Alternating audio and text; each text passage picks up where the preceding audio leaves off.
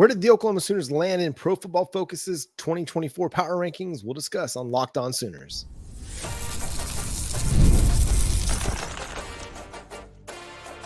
You are Locked On Sooners, your daily podcast on the Oklahoma Sooners. Part of the Locked On Podcast Network, your team every day. What's up, Sooner Nation? Welcome to Locked On Sooners, and thank you for making Locked On Sooners your first listen every single day. Today's episode is brought to you by Gametime. Download the Gametime app, create an account, and use code LOCKEDONCollege for $20 off your first purchase. Terms apply over at Gametime. My name is John Williams. You can follow me on Twitter at John9Williams. The show is at Locked On Sooners, and thank you. Shout out to all the everydayers out there here on Locked On Sooners. It's been a big week for us here in the Williams household. My wife and I just celebrated 14 years. That's why we hadn't had a couple episodes earlier in the week. Just doing the husband-wife thing, celebrating our anniversary this week.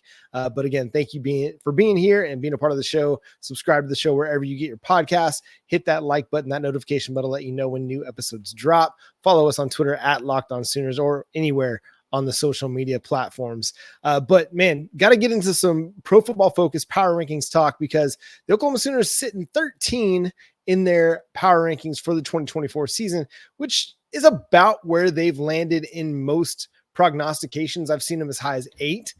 USA Today Sports had them up there. I've seen them as low as 18. So I think it's fair to say that there's a pretty good range and maybe some diverse of thought about where Oklahoma lands in the big scheme of things as we head into the SEC in 2024. What kind of seems to be a standard landing spot, though, is in the SEC is anywhere from 6 to 8 in SEC power rankings and projections, things like that. Now, we discussed last week or earlier this week that Oklahoma landed at, I think, 9th in Athlon Sports, 247 Sports preseason predictions that with an 8-4 record and 4-4 in SEC play. But the folks over at Pro Football Focus, they've got Oklahoma feeling or looking a little bit better. This is a group content from PFF, and Oklahoma's at 13. Well, they're 6th among SEC teams behind Georgia, Texas, Alabama, LSU, and Missouri. Oklahoma comes in front of Ole Miss at number 14 and Tennessee at number 16.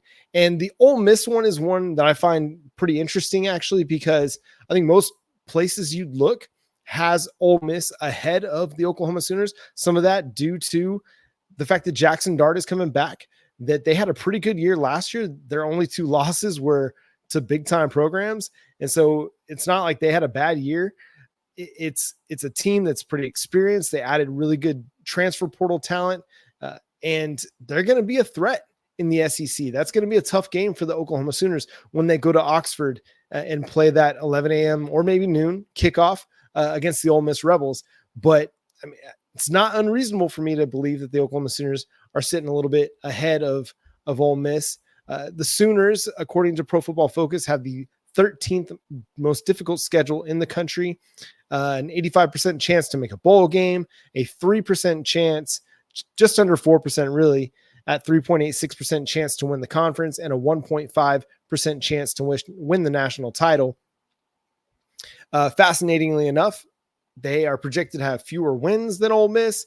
They have a lower chance to make a bowl game, a lower chance to win the conference, and a lower chance to win the national championship. So I'm not exactly sure. Maybe it's the strength of schedule that gives Oklahoma the bump over the Ole Miss Rebels. The Tennessee Volunteers, I feel like Tennessee and Oklahoma are somewhat parallel programs going into this year. Teams that had really good quarterback play the last couple of years. Tennessee had a lot more success in 2022, but was still really, really good under Joe Milton in 2023. Obviously, Oklahoma was good offensively under Dylan Gabriel in 2023, not very good defensively in 2022. But going into 2024, Nico Yamaleava, Jackson Arnold, both in their first year as starting quarterbacks, both with well-respected offensive play callers, albeit Josh Heupel probably gets a little bit more praise nationally than Seth Luttrell might. It's 2 teams that are going to be really, really good defensively, and they get to meet up in that first week of SEC play. So that's going to be a fun one to watch. And so Oklahoma coming in, 3 spots ahead of the Volunteers is a little bit intriguing, not too terribly shocking, given that Tennessee is kind of in the same boat that Oklahoma's at. If you were to swap those, I wouldn't have any issue with it. You could tell me that Tennessee is a better team, and I wouldn't really be able to argue with that. We'll find out in that week 1 of SEC play when the Volunteers arrive in Norman to play the Oklahoma Sooners. But you're going to see Georgia at number 1. That is no surprise. Any power ranking that doesn't have Georgia at number 1, I would kind of laugh at, because who else are you going to put there? I mean, the Bulldogs bring back potentially the best quarterback in the country. The defense is going to be really good. Sure, they lost Brock Bowers, but I'm not going to drop the Georgia Bulldogs down because they lost a tight end. Yeah, he was a dynamic tight end, one of the best in the country, the best players in the country, and one of the best tight ends we've seen in the last several years, but it's still a tight end. And a tight end can be a game changer. He can be a game breaker, but you got to bet that Georgia's going to have answers to replace him as well. Texas is getting all the love at the top of power rankings right now. So not any surprise to see the Longhorns there. Although at number 2, I'm just not ready to put them there yet. I know everybody expects them to be really, really good. I'm going to take a wait and see approach, because you can't lose as much talent as they lost and not step back a little bit. Do they have depth? Sure. Absolutely. They have depth. Do they have talented depth? Yes, they do. But let's see it all come together, right? For all the same questions that we have about the Oklahoma Sooners, you got to see it come together. I'm gonna hold Texas to the same standard that people are holding Oklahoma to. That given all the departures along the offensive line in particular, that you expect Oklahoma to take a step back a little bit. Well, I'm going to expect Texas to take a bit of a step back, given all of the losses at the skill positions that they suffered. Some of the losses that they suffered on defense, including their 2 big-time defensive tackles that are now in the NFL. That kind of stuff matters. That attrition matters. Alabama, this is going to be a fascinating team to watch. Kalen DeBoer has done nothing but win everywhere he's been, but he's got a big job on his hand. Alabama lost a lot. To the portal. They added some players, kept Jalen Milroe, which was the big deal right there. And again, you've got a really, really good coach in Kalen DeBoer who's going to be able to get the most out of Jalen Milroe. They're at number 5, maybe a little bit rich for my blood, but hey, it's Alabama. You're not really going to drop them much lower than that until they have kind of a down year.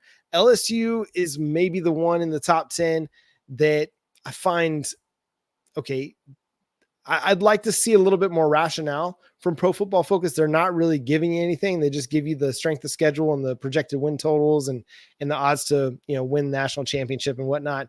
But you lose your Heisman winner. Is Nussmeier that good of a player? Is the LSU defense going to be significantly better this year? Possibly, but are they going to be so good that you can put them in the top 10 of your power rankings good? I'm not so sure. And then Missouri coming in at number 11. Missouri, hey, it is what it is. Missouri is going to be one of the teams that a lot of people look to as a potential contender because they bring back Brady Cook. They bring back Luther Burden. They've added significant pieces along the offensive line in Caden Green and Zalance Hurd. This is a really not Zalance Hurd. He went to Tennessee. There was an SMU kid that went to Missouri. So this is going to be a really intriguing team. Now, can they replicate what they did a year ago and win 10 games? We'll see. They've only done it once under Drink. They've only done it once under Eli Drinkwitz. Can they replicate that? I think that's the question that's on everybody's minds. But right now, with Cook and Burden, you've got 2, arguably the best quarterback wide receiver duo in the country, maybe a top 2 or 3 at least, if you don't want to put them number 1. That's going to be fun to watch. But Oklahoma's going to have a chance to have their say about how good or bad Missouri is when they travel to Columbia in late October, I believe. So that's going to be, Oklahoma's schedule is what it is, but it's full of a lot of those teams that we've talked about: Tennessee, Ole Miss, Alabama, Texas, LSU. They'll have to face them all. And if Oklahoma is able to survive this thing with 9-10 wins, they'll certainly be a playoff team, that is. The Oklahoma Sooners, man, there's a big reason why they're having so much success on the recruiting trail. A lot of it is Brent Venables, but a lot of it is just the way Oklahoma has been able to put players into the NFL for a decade plus. We're going to discuss that coming up next here on Locked On Sooners. Gametime is the place to go get last-minute tickets and the lowest prices on everything from comedy, concerts, what have you. Right now, there's great tickets available to go watch the Oklahoma City Dodgers Friday night, Saturday night. Welcoming the Isotopes to town. Go to Gametime, download the app on your app phone in the App Store or at the Google Play Store, or you can go to gametime.co and you can check out all the great tickets and last minute prices that they've got going on. Kevin Hart's going to be coming to town as well. Go see what you can get in over there at Gametime. Again, easy to find, and you can buy Major League Baseball tickets as well. If you're traveling this weekend, I got some friends that are going up to St. Louis. They're going to go check out the Cardinals and watch them play up there at Busch. I recommend it to them. Go to Gametime. You can get great deals for this weekend's tickets as well. And you can get that great view from your seat in the venue, so you know exactly what you're going to be looking at when you're buying your ticket. So take the guesswork out of buying Major League Baseball tickets with Gametime. Download the Gametime app, create an account, and use code LOCKEDONCollege for $20 off your first purchase. Terms apply. Again, create an account and redeem code LOCKEDCOLLEGE for $20 off. Download Gametime today. Last minute tickets, lowest price guaranteed.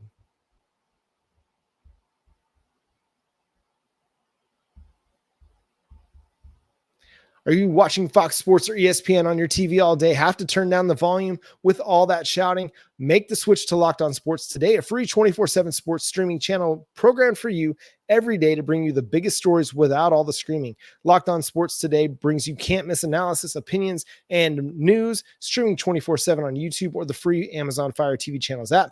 Part of the Locked On Podcast Network, your team every day. Let me get a drink of this tea here. All right, so CBS Sports, Pete Briscoe over there came out with his top 100 players for the 2024 NFL season, and your Oklahoma Sooners came in tied for second among the most teams in the country with players in the NFL with 6, coming in behind the Alabama Crimson Tide, tied with the LSU Tigers, and it's a who's who. And let's just run down the list. At number 3, Trent Williams, best offensive lineman in football, left tackle for the San Francisco 49ers. He's just been dominating folks for a decade or more and really has even improved his game since getting to the Bay Area and playing with the Niners. He's kind of been the heart and soul of that team over the last few years on their playoff runs. At number 21, next is CeeDee Lamb. Dude is having a monster career for the Dallas Cowboys, set to become one of the highest paid wide receivers in all of football, one of the highest paid players in all of football this offseason. When Jerry Jones, when Stephen Jones stop messing around and finally open up the pocketbook and pay this dude. You're not going to let him walk. You're not going to get a discount on CeeDee Lamb. You're going to have to pay him, and pay handsomely he will be at some point this offseason. And then comes Creed Humphrey, the dude that's just been dominating ever since he stepped into the league, arguably the best center in football. And I mean, he's a big reason why the Kansas City Chiefs have won back-to-back Super Bowls. They've won 3 and 4 years, and they're looking like the favorite to go win another Super Bowl this year. So Creed Humphrey, coming in at number 48. And then you got Lane Johnson, another great offensive tackle playing for the Philadelphia Eagles at number 52, protecting one Jalen Hurts at number 53. Yeah, Oklahoma's going to get credit for this because his last year of college ball with the Oklahoma Sooners, his most productive year of college ball with the Oklahoma Sooners, and yes, with Lincoln Riley, who does a really good job with offense, can coach some quarterbacks up. But yeah, Lane Johnson at 52, Jalen Hurts at 53, and then Mark Andrews coming in at number 61. Nobody's going to say he's the best tight end in the NFL. That is Travis Kelce George Kittle, but Mark Andrews is right there in that conversation to be number 2 or number 3. He's been phenomenal. When he can stay on the field, he's been dynamic. He's been the best weapon that Baltimore's had in the passing game.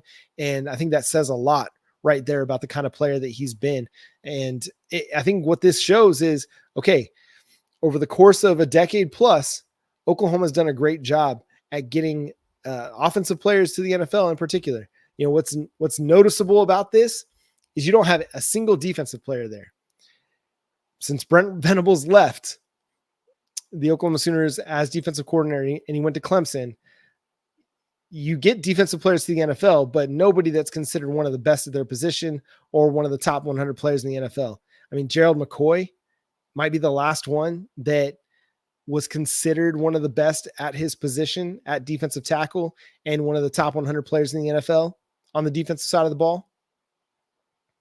That might be the last time that you can look at an Oklahoma Sooners defender. And that's why bringing Brent Venables back is so huge and why it's been so good, because now we have a more holistic approach to recruiting that, okay, Oklahoma's going to be really good on the offensive side of the ball. They've been so for 25 years.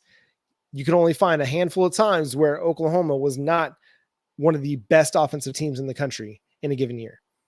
But it's the defense that has waned, right? That post Venables, pre-Venables era of Oklahoma Sooners football, the defense was just not very good. And yeah, it kind of started to drop off a little bit towards the end of his tenure, but nothing like it was the 10 plus years he was gone. So what we're going to see happen over the next several years is start to see more Oklahoma Sooner defenders find their way into the top 100 of NFL top 100 lists. You know, it may not be in the next couple of years until, you know, Danny Stutzman and Billy Bowman make themselves established, but at some point in the next 3-4 years, I'd imagine that you see at least one Oklahoma defender find themselves in the top 100. Hopefully it's more than one. Some other news and notes. And I think back to one more note on that. And I think that's why Oklahoma continues to have so much success on the recruiting trail on both sides of the ball, because for 25 years, Oklahoma has been one of the most successful programs in college football, one of the most winningest programs, and they've been able to help get players to the NFL on either side of the ball. And now Brent Venables is going to be able to do that more for the defensive side than Lincoln Riley ever was. Another note, Ramondre Stevenson just signed a 4-year, $36 million deal with the New England Patriots, an extension of his rookie contract. It makes him the 7th highest paid running back at $9 million per year. And the $17 million guarantee that he's going to get in the contract is 6th among running backs. So a great deal for Ramondre, considering he only played 12 games last year, was 2nd on the team in total yards to Ezekiel Elliott, and 2nd on the team in touchdowns. But that was for a Pats offense that was dreadful offensively. Just not good. They had no quarterback play. Mac Jones was pretty much done. Bailey Zapp wasn't the answer. And they averaged like 13 points per game, finished 31st in the league in scoring. So, hey, but they added Drake May. They added a big time wide receiver option in the first round. They added some offensive line help in the draft. So hopefully it won't all be on Ramondre's shoulders. He'll get a little bit of a passing game, and there'll be some balance so he can take a little pressure off Drake May. Drake May can take a little bit of pressure off of Ramondre and the running game. Last little note here. A couple little notes here. Avery Hodge, Oklahoma's infielder, utility player, transferring to LSU, a Tigers team that was pretty good for a lot of this year, but wasn't able to get over the hump and get past Stanford in the Super Regionals to get to the Women's College World Series. So she'll be going there. Are probably going to play one of their middle infield positions. I'd imagine she plays second base. That's where she was so good for Oklahoma this past year. But we'll see. She'll potentially be a top of the order kind of a bat for them, a leadoff hitter that can get on base, use her speed, that kind of thing.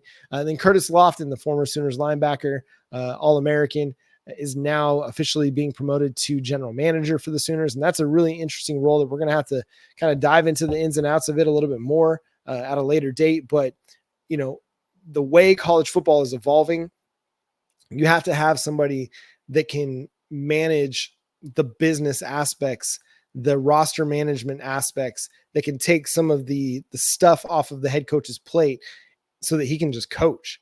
Curtis Lofton can help manage the NIL facilitation between the collectives and the university. When it comes down the pipe that universities and programs are going to be able to pay players directly, he'll have a big hand in either negotiating all of that or in determining, okay, what's the budget look like and how can we spend this money on the players that we have coming into our program for a given year. So very fascinating. We'll see how his position continues to evolve over the next several years as college football continues to evolve as well. Someone who's struggling to evolve, that's Lincoln Riley. And man, he's had a rough week. And I don't imagine that that's going to get any better anytime soon. We're going to talk about Lincoln Riley's recruiting and really what it says about the Oklahoma Sooners coming up next here on Locked On Sooners.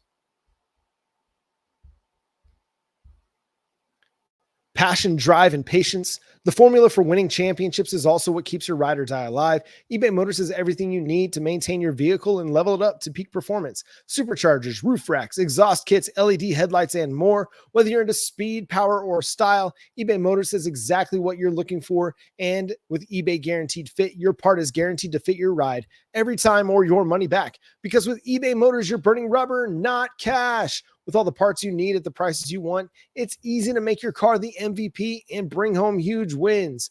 Keep your ride or die alive at ebaymotors.com. Eligible items only. Exclusions apply. eBay Guaranteed Fit only available to U.S. customers. So this has been a rough week for the Oklahoma Sooners. Or no, not the Oklahoma Sooners. For Lincoln Riley and the USC Trojans. It's been a great week for the Oklahoma Sooners, who continue to get projected to land four-star quarterback Jaden O'Neal, four-star wide receiver Cortez Mills. They picked up a commitment from four-star wide receiver Marcus Harris. The list goes on and on. Oklahoma's recruiting is doing fantastic. Lincoln Riley and USC's recruiting, not so much. Lincoln Riley lost 2 5-star defensive linemen this week, Isaiah Gibson and Justice Terry.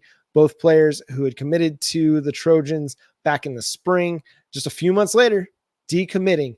And that is the 14th. Those are the 14th decommits that Lincoln Riley and the Trojans have suffered during his time with the Trojans. In comparison, the Oklahoma Sooners have only lost 7 decommitments in that same time frame. Now, Brent Venables took a lot of heat for his no visit policy. Once you commit, you're committed. You don't go on visits. You don't explore other options. You know, right? But he took a ton of heat from college football fans, from national writers, from observers, and it's proving to be a pretty effective recruitment tool and a pretty effective recruitment strategy, because when you've only lost 7, and we can run down the 7 that they've lost, and I think we'll see like there's a pattern to some of these guys, and this isn't to completely throw these guys under the bus, just to use them as examples and kind of case studies about Brent Venables recruiting. But let's just go down the list, okay? So you had Ashton Cozart, who decommitted from Oklahoma, flipped to Oregon. Now, this is a kid that was committed and took a little bit of a hush-hush official visit or recruiting visit to Oregon. And Oklahoma kind of told him, hey, thanks, but no thanks. You kind of knew what you're getting into when we asked you to commit. And you still kind of went against that. Another one, Caleb Spencer. Now, this was a guy that, he flipped to Miami, but after flipping to Miami, transferred to Virginia Tech after just 1 season. And then you look at, and going back to Ashton Cozart, after 1 year at Oregon, transfers to SMU. Okay. And then we can look at a JUCO commitment that Oklahoma received. And this was Danny Seeley. He was committed to the Oklahoma Sooners out of JUCO, flipped to Tech, then flipped to BYU. And then after spending 1 year with the Cougars, transferred to Arkansas. So we've seen 3 of these guys who were committed to Oklahoma and flipped to other places, spend 1 year in that place, and then move on somewhere else. little restless, it sounds like.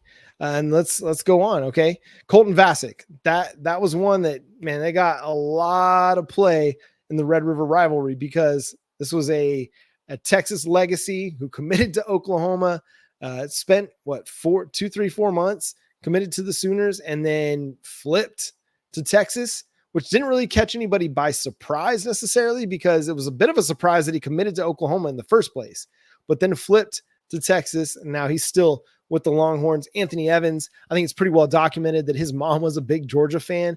And hey, when you love your mama, you're going to want to make mama happy. And sometimes that means you're going to go to the school that she loves the most. And Anthony Evans did that. And, that kind of thing happens. When he took his visit, though, he let Oklahoma's coaching staff know, hey, I'm going to go check out Georgia. And he kind of got their blessing to do so, to take his mom to the game.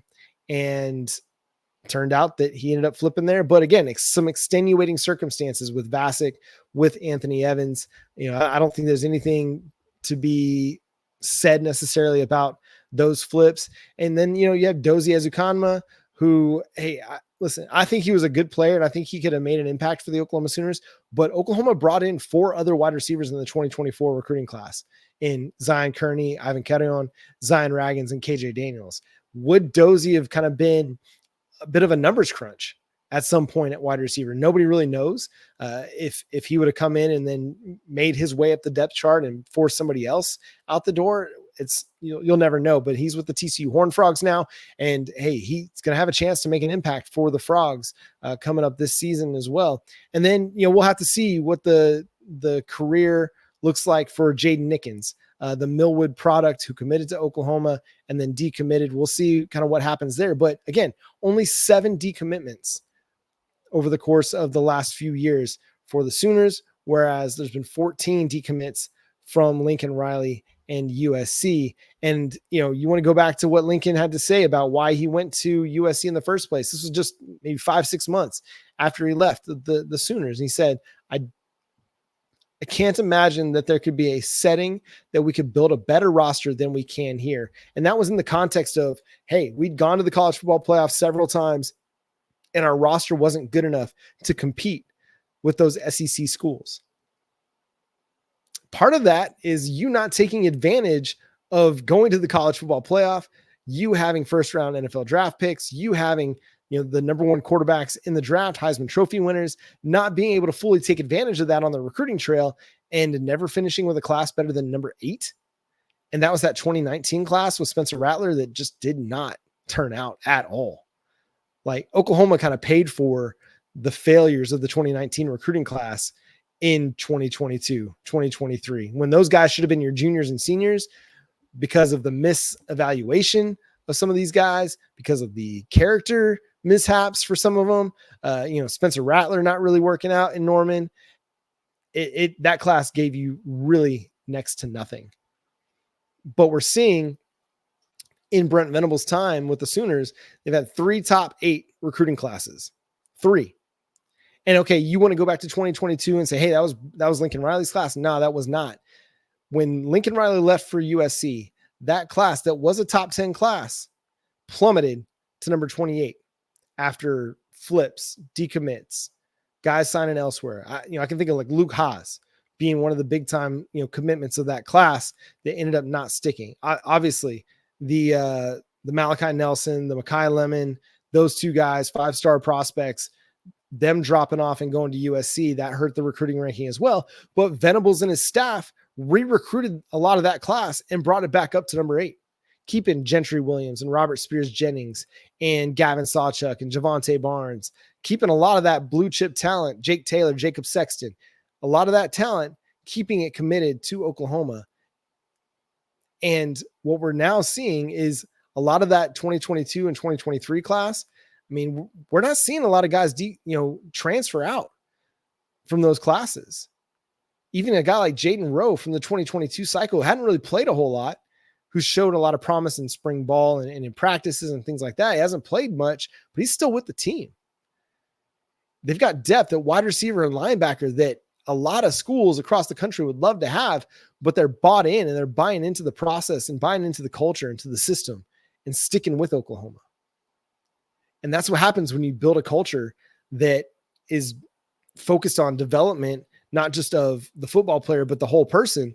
It's people are willing to kind of bide their time and be patient and let the process play out. And they trust in the process to where, hey, you're going to start seeing these guys getting more and more playing time this year, next year, and become the core of this team. You go back to that 2021 recruiting class, that was kind of Lincoln Riley's last hurrah for the Sooners. And yeah, that was the one that was headlined by Caleb Williams, but pretty much everybody in that class is gone except for 4 guys: Ethan Downs, Danny Stutzman, Billy Bowman, and Jaleel Farouk. And those 4 guys are going to be the veterans that lead this team into the SEC. And then from there, you're looking at that 2022 class that had Nick Anderson and Jacob Sexton and Jake Taylor and Jaden Gibson and Gavin Sawchuk and Javante Barnes and Grayson Halton and R. Mason Thomas and Jaron Canick and Robert Spears Jennings and Gentry Williams. And that 22 class that's been now in Venables' program for 3 off seasons, they are taking the steps forward to be the core for this team. You've got the veterans, you've got some transfer portal additions, but it's the retention that Brent Venables is being able to accomplish. Brent Venables and his staff they've been able to accomplish the prevention of decommitments, the recruitment of transfer portal players and high school players. That's allowed them to build this incredible depth that they've got at wide receiver, at linebacker, at running back, at safety. It's unrealized depth right now at cornerback. At quarterback, the depth looks really, really promising this year and into the future. Offensive line, there's blue chip prospects. Now it's just time for them to kind of take their turn and take their steps into becoming starting offensive linemen at the University of Oklahoma. So while, Brent Venables took a lot of flack for how he recruits, and Lincoln Riley got a ton of praise for the things that he was doing at USC and the way he was recruiting. Well, they went 7-5 last year with the number 1 overall pick at quarterback. And then they lost a 5-star quarterback to the transfer portal. And they just lost 2 5-star defensive linemen to decommitments after bringing in a defensive coordinator that was very well respected across the college football landscape in D'Anton Lynn. And they still couldn't hold on to that defensive talent. Reputation matters. Culture matters. And Brent Venables has both in spades. And he's building a holistic Oklahoma Sooners football program that cares for the player as a person and develops them both as a person and a player. And that's going to do it for today's episode of Locked On Sooners. Thanks so much for tuning in, being a part of the show. Subscribe to the show wherever you get your podcasts. We're free and available on all podcast platforms and on YouTube. Hit that notification bell to let you know when new episodes drop. Follow me on Twitter at John9Williams. The show is at Locked On Sooners on Twitter, Facebook, Instagram, TikTok, and subscribe over on YouTube. Again, hit that notification bell every single day. Hit a like, drop a comment. Let me know what you think. Is Oklahoma ranked too high in the PFF rankings? Are they too low? What do you think about Oklahoma having the second most players in the NFL top 100, according to CBS Sports? What do you think about, the Cortez Mills recruitment looking like it's going in Oklahoma's favor right now? And then Avery Hodge going to LSU, an intriguing little move there. Oklahoma's going to have to fill some ranks with transfer portal and hope their freshmen step up as well. But we'll talk more about all of this in the coming weeks as we build towards fall camp. And we got big time official visitors coming this weekend, and the Champion Barbecue is just right around the corner as well. But until next time, I'm John Williams, Boomer Sooner.